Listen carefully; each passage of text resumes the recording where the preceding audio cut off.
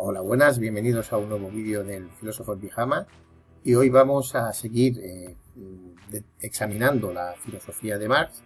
Vamos a conocer sus antecedentes más inmediatos, que son en la huella que deja Hegel concretamente en su pensamiento.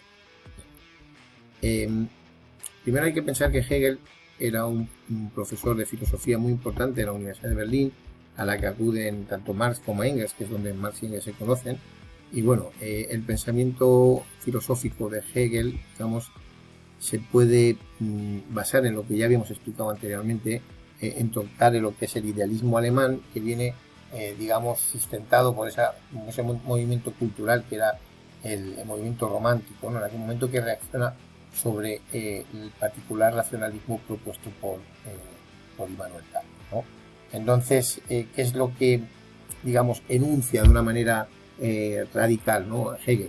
Pues Hegel dice que existe un ser, que es el espíritu, y digamos que es la simbolización o el símbolo de la razón, por decirlo de alguna manera. Es una entidad inmaterial, que no tiene límites, que no tiene condiciones, que es absoluta, no es comparable con nada, ¿no? Es como, digamos, si creara una divinidad que equivaldría a la razón concentrada, por decirlo de alguna manera, ¿no? Toda la razón está concentrada en un único ser y, digamos, es equiparable a Dios, ¿no? Bien, engloba todo y todo procede de él. Esto es lo que se viene a llamar en filosofía panteísmo, es decir, el todo está en las partes y las partes están en el todo. Están absolutamente conectados. No se puede pensar nada fuera del todo y el todo tiene que estar presente en absolutamente todos los elementos, ¿vale? Eso es el panteísmo, y que la razón está omnipresente, es omnipotente. Todos los atributos que se le pudieran atribuir a una divinidad, pues un poco caracterizan lo que es el ser espíritu de Hegel, ¿no? Bien, además, si yo quiero aproximarme a conocer qué es ese espíritu, no lo puedo hacer desde una disciplina concreta, sino que tiene que ser desde todas a la vez. Es decir, aproximarme al todo no lo puedo hacer solo desde una parte, sino que tengo que hacer desde la suma, insisto, de todas las partes, ¿vale? Con lo cual, el conocimiento filosófico, que es un poco el que aglutina la suma de todas las otras disciplinas parciales, es el que tiene que acercarse de esa manera. No vale con estudiar la razón solo a través de las matemáticas, solo de la psicología, o solo de cualquiera de las ciencias particulares que se nos vengan a la cabeza, sino que tiene que ser una suma organizada de aproximación hacia de esas materias hacia el espíritu, que es, como hemos dicho, la razón, ¿no? Y como totalidad, es decir, que insistiendo en la anterior, la razón no se puede evaluar solo un aspecto concreto, ni siquiera desde una perspectiva, pero tampoco desde un aspecto concreto, sino tengo que ver la totalidad en todo su esplendor, ¿no? Entonces esto plantea evidentemente dificultades en la teoría del conocimiento, porque a ver cómo se articula esto, aunque Hegel propuso un sistema bastante bien definido. Otra cosa es que, bueno, que pueda ser realizable, pero él propone esto, ¿no?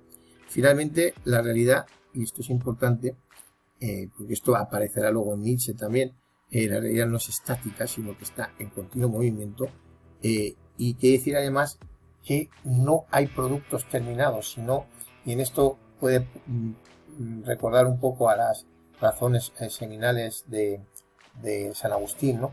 Hay determinados elementos que aparecen en una evolución en momentos posteriores, o a lo largo de se desarrollan a lo largo de mucho tiempo, con lo cual esas dos ideas son importantes.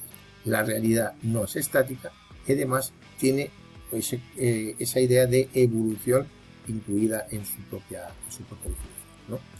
Bien, y ahora vamos a examinar un concepto muy importante, porque es precisamente el que Marx va a adoptar de Hegel, aunque no exactamente en el mismo ámbito y con los mismos elementos, que es el método dialéctico, ¿vale? Hegel dice que, vamos a quitar aquí la cámara para que lo podáis ver, Hegel dice que todo lo racional es real y que todo lo real es racional. Es decir, que esto es el panteísmo ¿no? Pero además lo real se realiza, a lo mejor dicho, a través de 3 momentos, ¿vale? 3 momentos, y eso es lo que él llama dialéctica. Hay un momento inicial en el que esa inteligencia racional o ese espíritu, ¿no? Digamos, la llama el espíritu subjetivo, es cuando se da cuenta de que existe, ¿no? O sea, hay que decir, la misma razón se da cuenta de que existe y empieza a adquirir una cierta autoconciencia, ¿no? Entonces intenta, digamos, de actuar conforme a esa toma de conciencia de que se intenta organizar su propia acción, ¿no? A esa primera fase que se llama tesis, que es la de la afirmación, aparece una contraria, ¿no? Y que podríamos equiparar un poco a la adolescencia, ¿no? De los seres humanos, en las que empiezan a haber unos problemas de identidad y una serie de tensiones, ¿no? Pues este segundo estadio, que se llama antítesis, es la negación crítica del anterior. Pone en duda esa identidad adquirida en el primer estadio, la pone en duda de alguna manera, ¿no? Entonces, para perfeccionar un poco todas estas discrepancias o aparentes contradicciones, aparecen pues, disciplinas que ayudan a organizar esas discrepancias o salvarlas, ¿no? De alguna manera, que son, por ejemplo, el derecho, la moral, la eticidad, etcétera, etcétera. Y bueno, pues ahí digamos que esa inteligencia racional, ese espíritu, empieza a desarrollar, pues como podemos ver, por ejemplo, en el Imperio Romano, que se empiezan las primeras normas, las primeras leyes, las primeras instituciones, etcétera, ¿no? Finalmente hay una tercera fase, que es la síntesis, ¿no? Que de alguna manera niega la negación y llega a contrarrestar esos dos polos opuestos en una armonía, por decirlo de alguna manera, ¿no?